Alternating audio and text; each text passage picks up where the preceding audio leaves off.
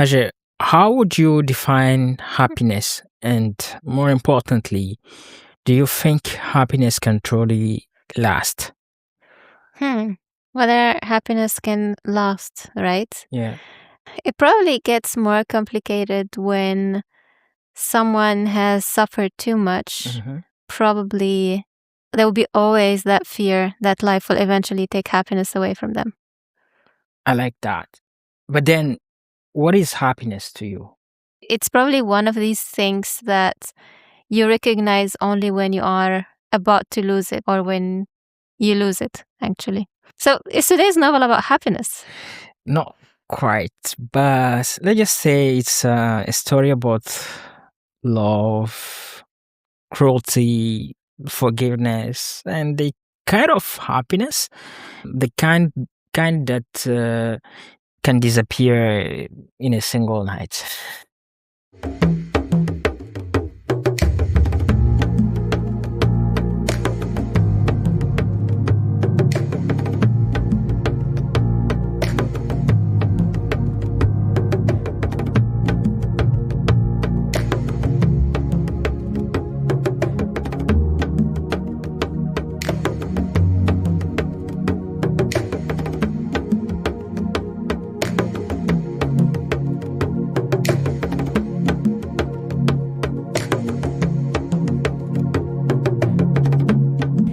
Welcome to Threads of Ifriqiya, a space where African voices, books, and ideas come alive.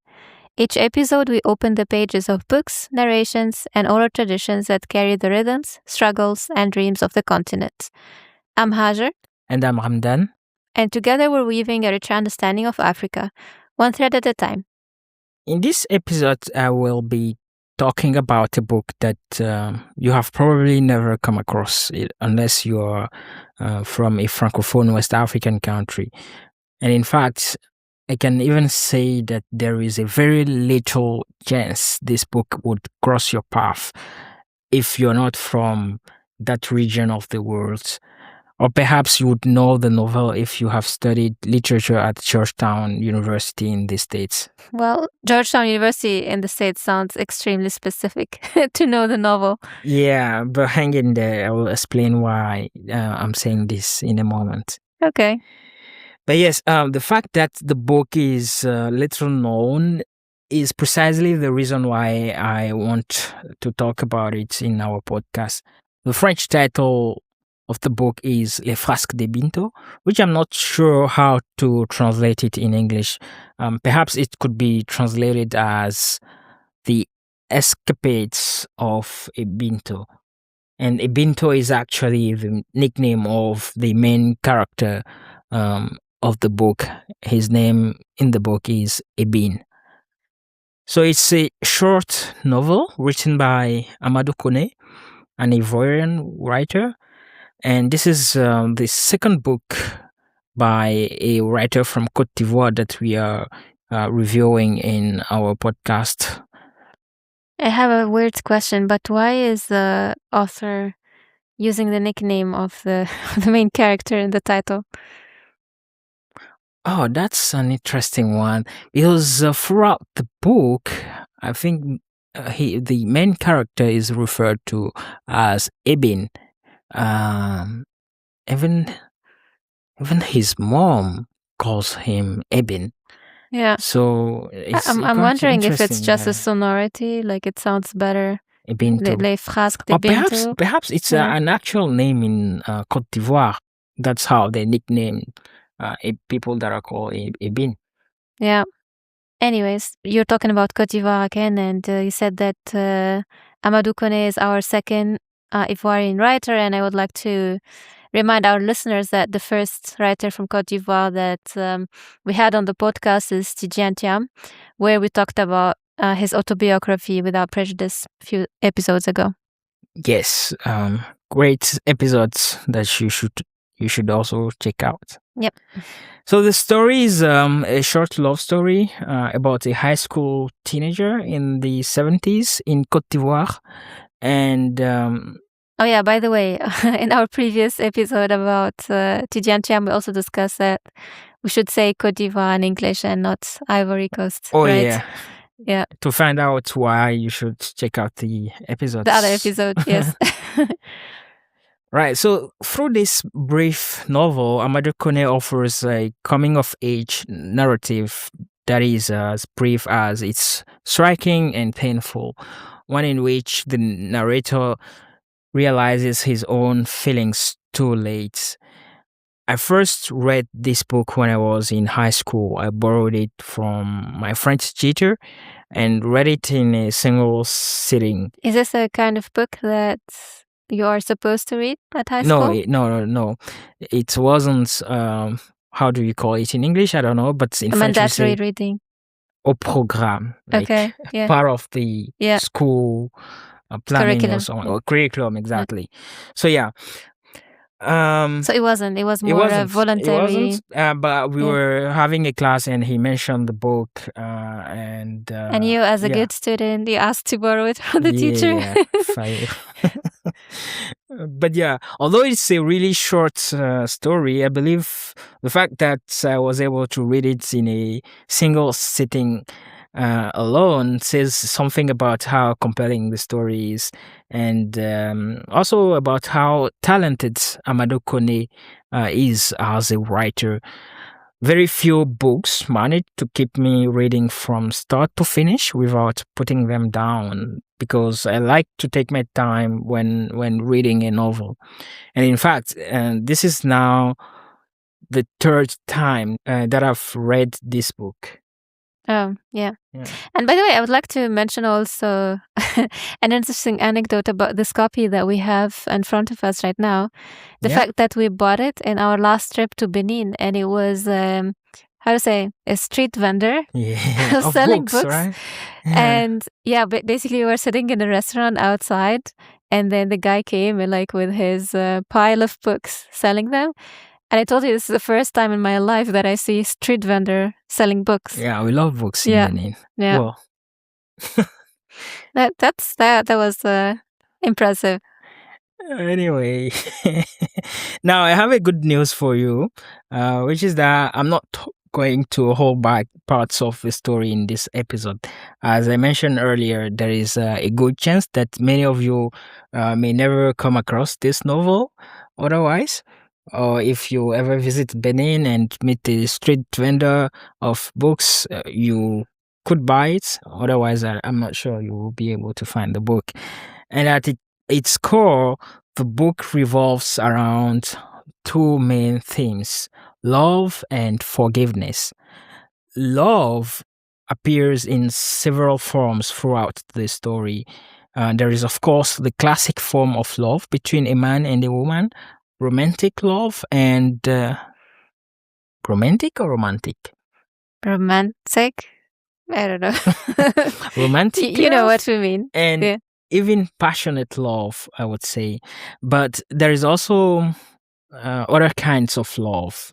The bond between a son and his mother, the affection he feels for someone he almost considers as a sister, although that relationship eventually turns into something different. And of course, there is also the loyalty of friendship that is discussed in the book.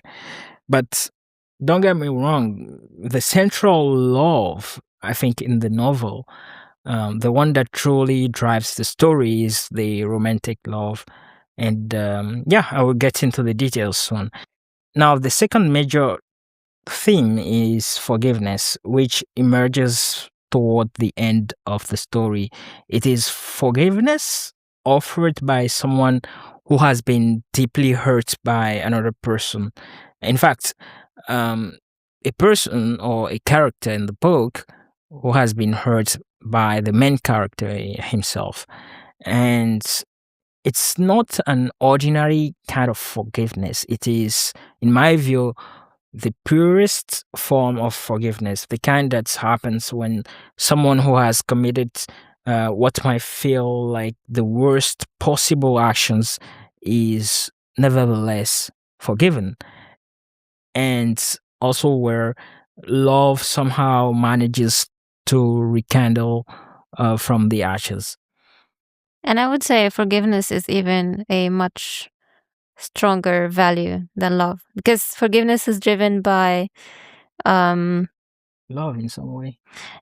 Not really. But it's basically, yeah, you forgive when you stop, when your ego disappears. While love can be driven by some kind of egoism or ego. Well, that's an interesting reflection. Perhaps you would tell me more about this reflection as I go through the story. Yep.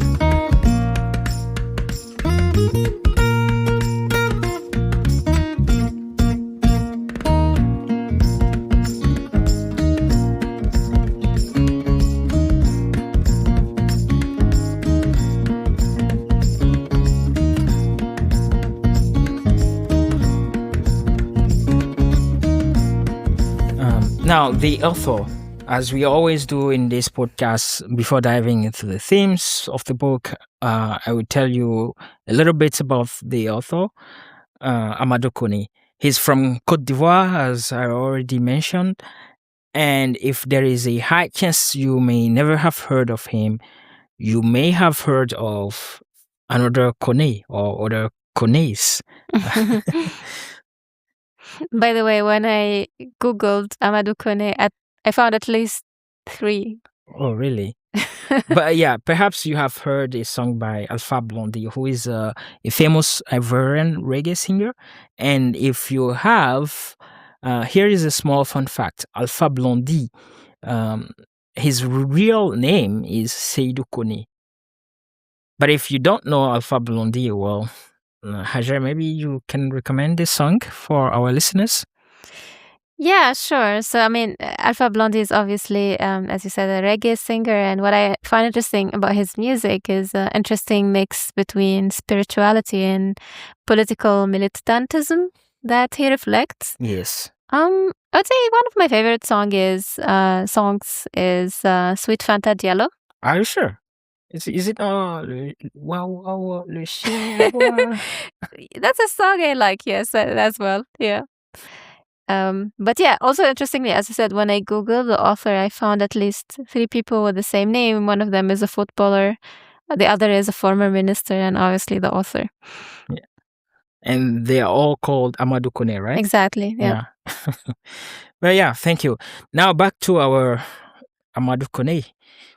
He was born and raised in Côte d'Ivoire, where he also completed part of his education before continuing his studies in France. And here is something quite impressive about him. He holds 2 PhDs, one in comparative literature from the University of Tours in France, and another in literature from the University of Limoges, also in France. And to understand why he has 2 doctorates, I should tell you that the French university system used to work a little differently. At the time, there was actually 2 levels of doctoral degrees. First, there was the doctorat de troisième cycle, which could be completed in about 3 years. And then there was the much more demanding doctorat d'état, which required a major original research project and could take anywhere from 5 to 10 years to complete. That sounds like something. Yeah. But yeah, up until today, I think in the US, it takes roughly 4 to 5 years. Germany as well, 4 years. Yes, true, yeah. Yeah. Yeah. But I've seen many people complete their PhDs in France in 3 years. Yeah. So today the system has changed, and there is only the shorter doctoral degree in France. But Amadou Koné went through the full system, completing both doctorat de troisième cycle, doctorat d'état.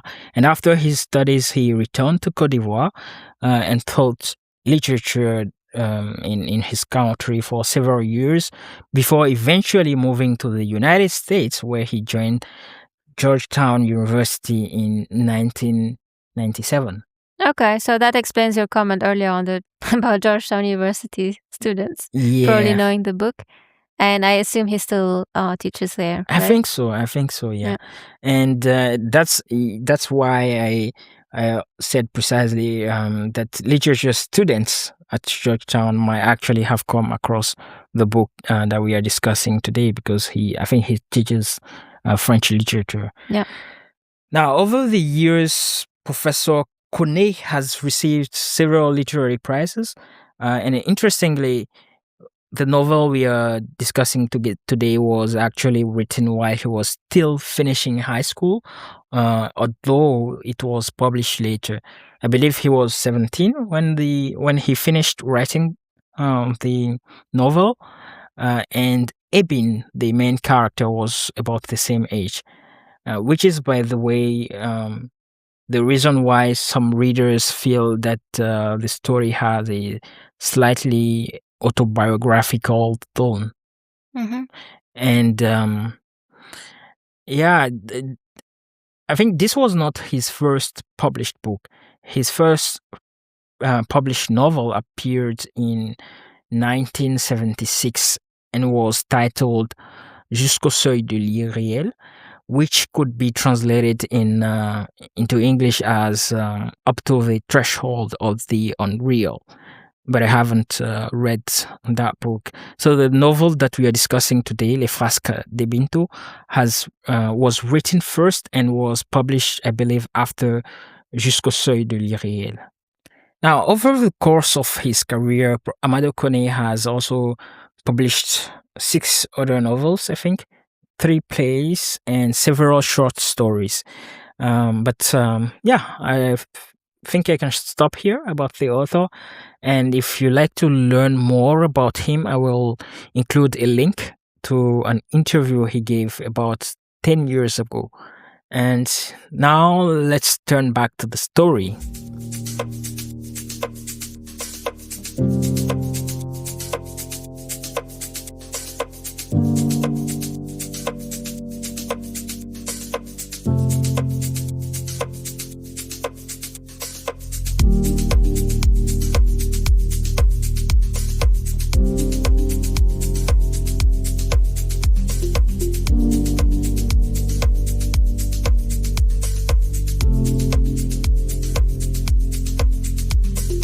Before we get into the actual love story for the first thing, or perhaps I should say the love stories of our main character, let me first start by giving you a bit of a background that helps understand the story.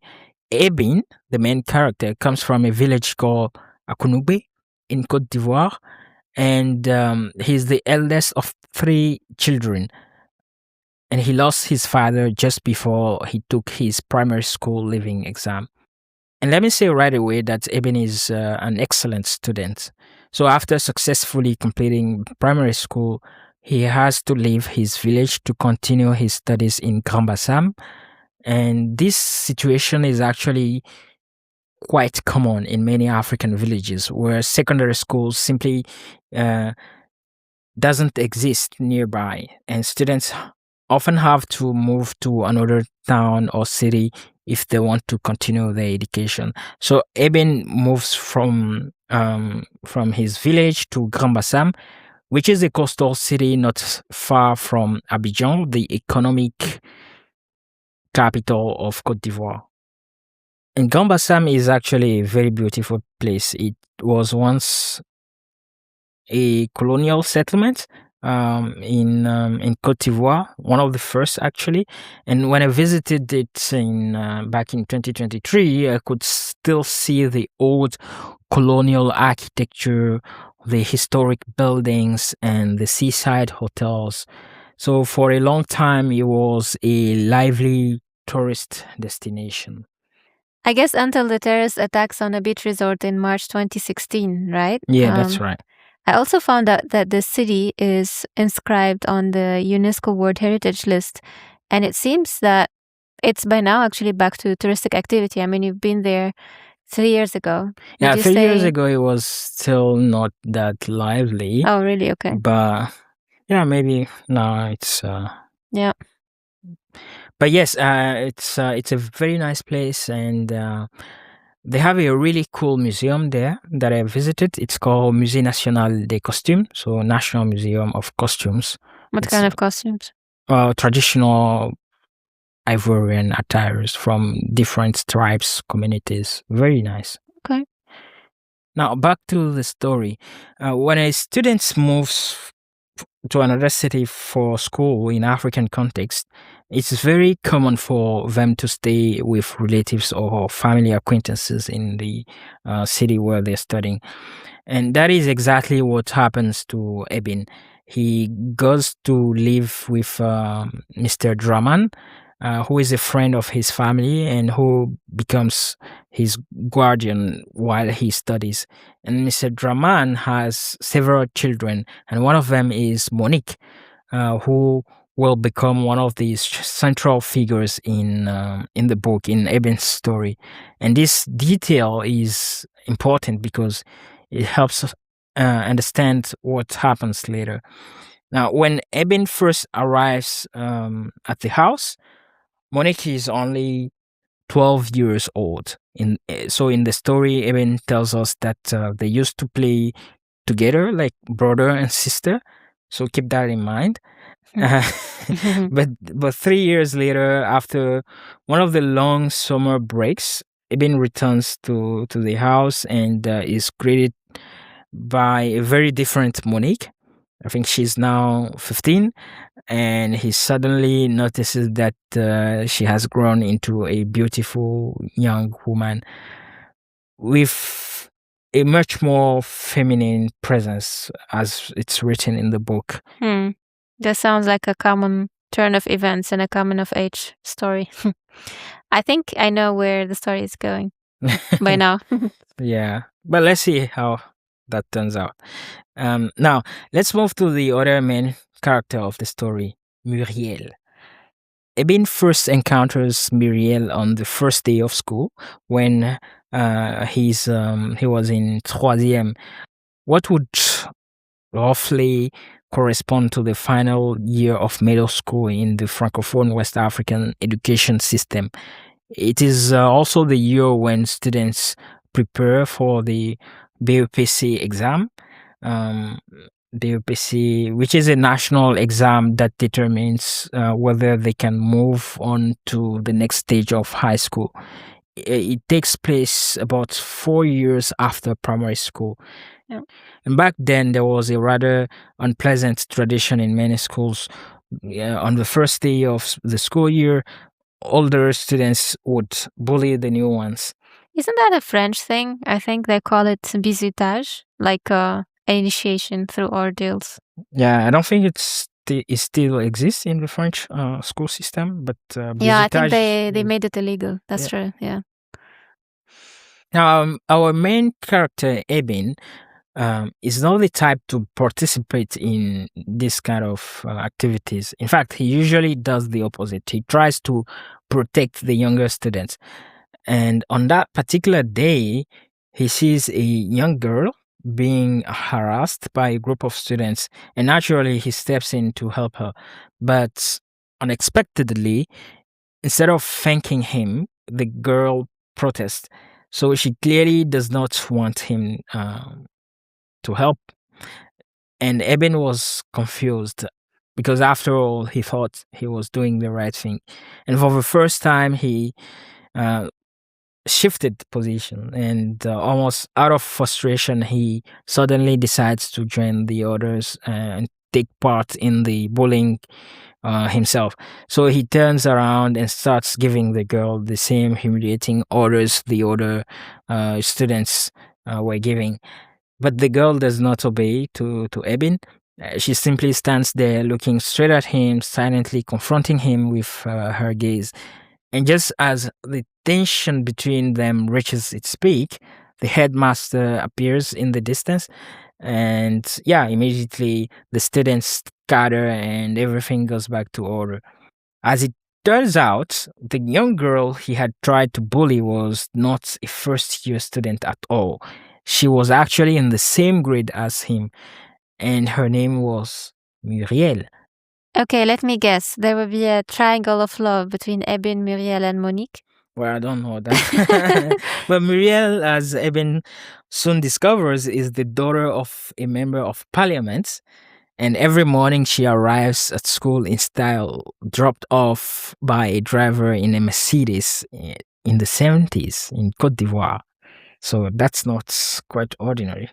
Yeah, I think even Tidiam Tiam's mother, in the first chapter of his book, did not have a Mercedes in the book.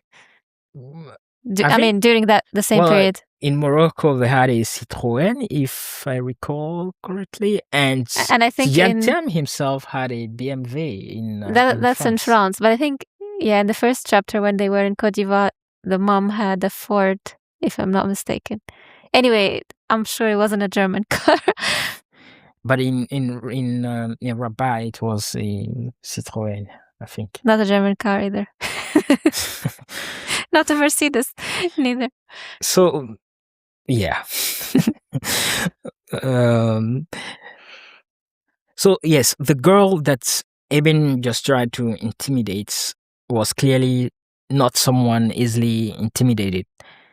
And Eben eventually falls deeply in love with Muriel, but he couldn't find the courage to speak to her, especially after the awkwardness of the first encounter. So, in a strange way, the boy who had once tried to intimidate her now finds himself intimidated by her instead. And his feelings for Muriel grow so intense that they begin to affect his studies. And remember, Ibn was supposed to be he is an excellent student. Yeah. But during that period, he starts getting some of the worst grades of his academic life. And naturally, his friends noticed that this is something unusual, that there was something wrong with their friend, and they tried to help him by asking him what was happening. And when Ebin finally confesses that he's in love with Muriel, his friends discourage him completely. And according to them, Muriel is, and I'm quoting the spirit of the book here, far too insolent or arrogant towards men. On top of that, she carries herself with the confidence and manners of someone from a wealthy background. So, in short, his friends tell him very clearly that girl is not for you. And honestly, from the perspective, this village boy dreaming about the daughter of a parliamentarian probably sounded like the beginning of a disaster rather than a love story. So, yeah, were Evan's friends right about Muriel or not? Can you guess? I don't know. I'm just waiting to see what's Monique's role in all of this. Yeah, you will find out soon. Well, Eben eventually gathers the courage to confess his feelings to her, but Muriel does not return his love in the way he hopes. Instead, she offers him friendship. So his friend zone, basically. Yes.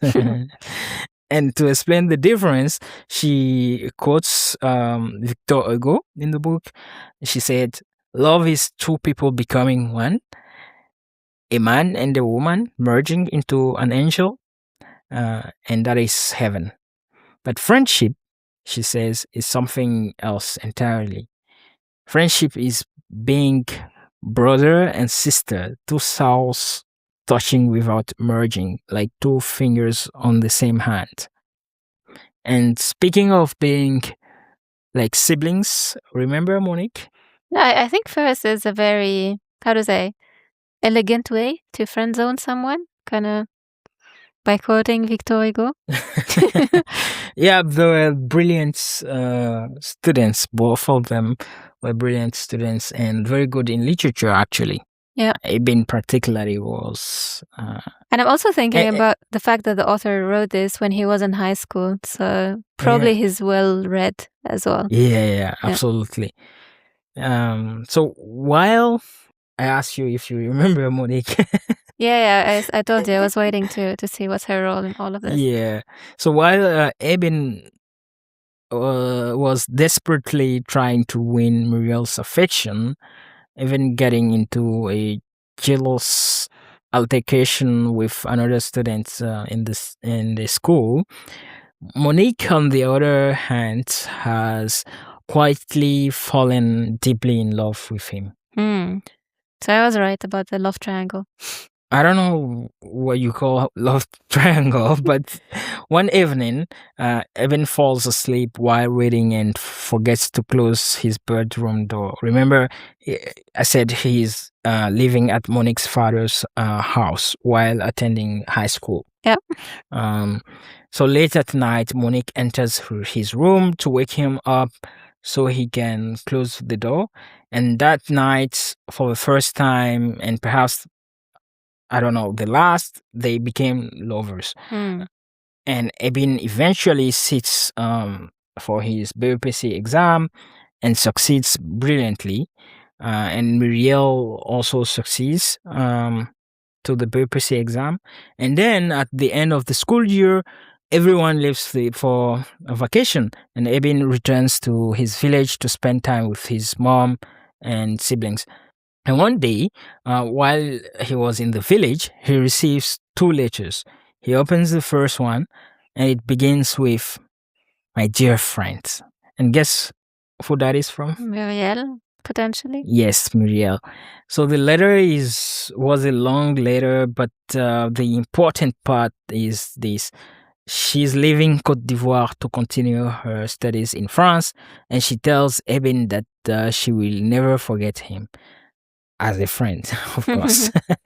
Now, guess who sent the second letter? Must be Monique. Yes. And this one begins with, "Well, dear Ebin," which sounds a bit unusual in French. Sorry, in English, but in French, it's quite common to begin a letter or an email with expressions like "bien cher." Which is more of a cordial Yeah, formulation, exactly. right? Something formal, warm, almost intimate in French. But the contents of the letter is far less joyful, I would say, because in the letter, Monique tells him that she's pregnant. Oh. And as you can imagine, her father is absolutely furious about it. He demands that Ebin marry Monique and take responsibility for the child and Monique. So for Ebin, this was devastating because it means that the brilliant students with a promising future may not now have access to, higher education, and will have to abandon his studies entirely in order to find work and provide for a household. And finding a job was not easy for him as a young man whose only qualification is a BPC diploma. I don't think nowadays even that. Maybe back then it was, they were relatively old at the time. In high school, but nowadays BPC, I think people are still very young. They cannot actually work. Otherwise, it would be child labor. So just a BPC diploma, no specialization, no professional experience, nothing. And eventually, he manages to find work as a foreman on a banana plantation owned by a Pied Noir from Algeria. What is that? You don't know what that means? No. Like Pied Noir, I mean, means a black foot. Yeah. Which is a weird expression. Yeah, it's a weird expression. But it's a French settler who had lived in colonial Algeria before independence. Oh. Yeah, that's how they call it. Interesting. And honestly, this is where the novel begins to feel especially painful because you can see a promising future closing itself little by little around Ebin. And it's precisely here that we arrive at the second major theme of the book, which I said would be about forgiveness.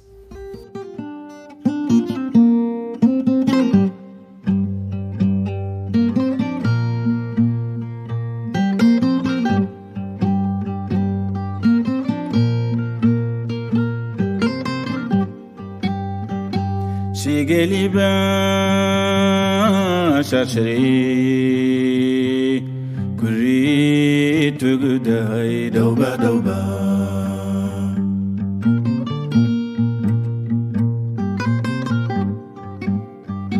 Sigeli ben şaşırı mishiri tugday doba doba Before we can talk about forgiveness, we first need to understand what had to be forgiven, right? So Ebin and Monique eventually settle on the banana plantation where Ebin now works, and Monique is pregnant, as you may recall. But instead of embracing his this new chapter, his new life, Ebin becomes consumed by bitterness. In his mind, Monique represents everything he believes he has lost. And because of her pregnancy, he feels forced to abandon his studies, his ambition, and the bright future everyone once imagined for him. And perhaps even worse, in his eyes, he believes he must now forget any dream of one day rejoining Muriel in France, maybe through his scholarship, maybe through his academic success. And all this frustration, all this anger was directed towards Monique. He becomes constantly rude to her, he neglects her health, he refuses to take her for medical checkups during the pregnancy, and more broadly, he subjects her to, I would say, a kind of constant psychological cruelty. The bitterness also spills over onto the plantation workers under his supervision. And despite everything, Monique remains gentle and caring toward him. And then comes the delivery day. And this is probably one of the most painful moments in the novel. The owner of the plantation was away, so there was no car available to take Monique to a maternity or a hospital. And because Ebin has treated everyone around him so badly, nobody wants to help. Eventually, he manages to convince one of the workers, a man he himself had mistreated in the past. He convinced him to let his wife assist Monique during the childbirth. And the labor lasts for more than 15 hours, I think, only for the baby to be delivered stillborn. Even after that, Eben shows almost no compassion to his wife. And when Monique asked to see the child, here's how, well, first let me tell you how she asked it. She said, "My Eben, I want to see our baby. He looks like you, doesn't he?" And Eben coldly replies, "You will never see him, Monique. He's dead." Yeah, this guy's heart is dead. Yeah. And then he simply walks out. So no comfort, no tenderness, nothing. From that day onwards, it feels as though something had quietly left Monique forever. And Eben does not seem to care, in the book at least. Yeah. So in fact, the atmosphere becomes so disturbing that people on the plantation begin to believe he actually wants his wife dead. Even the owner of the plantation eventually feels compelled to intervene and reason with him. And the conversation in the book is one of the most interesting philosophical moments in the book, I would say. So here is what the owner tells him. He said, quote unquote, "Whatever the reason for your attitude towards your wife, Believe me when I say that she suffers more than she has ever made you suffer. One always regrets later on having taken pleasure in hurting others. End of quote.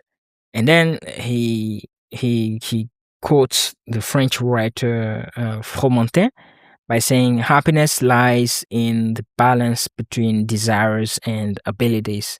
To which Eben replies, I've also read Fromentin. That was back when I still believed in the future. Back when I thought I might one day truly live. And the owner answers like this: it depends only on you to live. And Eben responds with yet another philosophical sentence saying, those who truly live are those who still expect something from life. But then the owner pushes back again, and this time invoking Victor Hugo by saying, what we hope for in life, we must fight to obtain. Hugo was right. Victor Hugo was right when he wrote, those who live are those who fight. And then he asked Eben one final question. Do you even know what happiness is? So you see, So we come back to our happiness topic. yeah, exactly. Mm. That's here we start saying, why this book is also in some way about happiness. And finding About happiness. embracing what life gives you, Yeah. basically. Exactly. So the conversation between Eben and the plantation owner is actually much longer than what I'm recounting here. But despite all the advice, all the wisdom, none of it truly changes Eben, at least not immediately. And he continues treating Monique coldly and harshly until one day he falls seriously ill. And despite everything he has done to her, Monique takes care of him with extraordinary kindness and tenderness. By this point, she barely speaks to him uh, because after the death of Her baby. her attitude changed and the way it was announced to her Yeah. and everything. So she became silent, barely spoke to him. But still she remains by his side, and at one point as he lies sick in bed, she even reads to him. And the book she chooses is Les Miserables by Victor Hugo. Yeah, this is a third reference to Victor Hugo. Yeah. But I think it was an interesting choice. It's a very interesting book. For those of you who haven't read it, I really recommend it. I think I've also read that book twice. Yeah. And I guess, probably it's again about finding happiness in what life gives you. Yeah. Yeah. And I think this is the moment when something finally begins to shift inside our main character, Ebin. For the first time, he seems genuinely ashamed of the way he has treated his wife. And also, as you may have noticed, this is where we are slowly entering the territory of forgiveness that they mention as the second theme in the novel. So as Eben slowly recovers, though he's still weak and convalescent, Monique has to go into town one day to buy food for supplies for the household. And night falls. One by one, everyone returns to the plantation. Everyone except Monique. Instead, she sends a letter and the supplies she bought, of course. And it was a very long letter. I think it runs over more than 10 pages. So I'm not going to recount everything she writes in the letter, but what she wrote revisits the entire story together, their first encounters, the hopes she once had for their life together, the love she carried silently through all the suffering. And above all, the letter says one thing: she forgives him. She forgives him for everything, but at the same time, it was a farewell letter. Yeah. Now, I think I should stop here and simply ask all of you to go and read the novel yourself. You said you're gonna tell the whole story. Yeah. Now, that night, something finally breaks inside Ebin. Or perhaps something finally awakens. He immediately leaves for the city to search for his wife, Monique. And after desperately looking for her, he eventually finds her. And from that moment on, they begin to live what are perhaps the happiest days of their lives together. The happiest days until once again life intervenes. Yeah. At some point, Evan asked for a month of leave to visit his mother in the village with his wife. And to reach the village, they have to cross a river by a motorized pirogue. A boat, right? Yeah, a boat, a small wooden canoe, commonly used as a transportation in many parts of West Africa. And this is where the story takes one final turn. Monique somehow seems to sense that something is going to happen during that trip.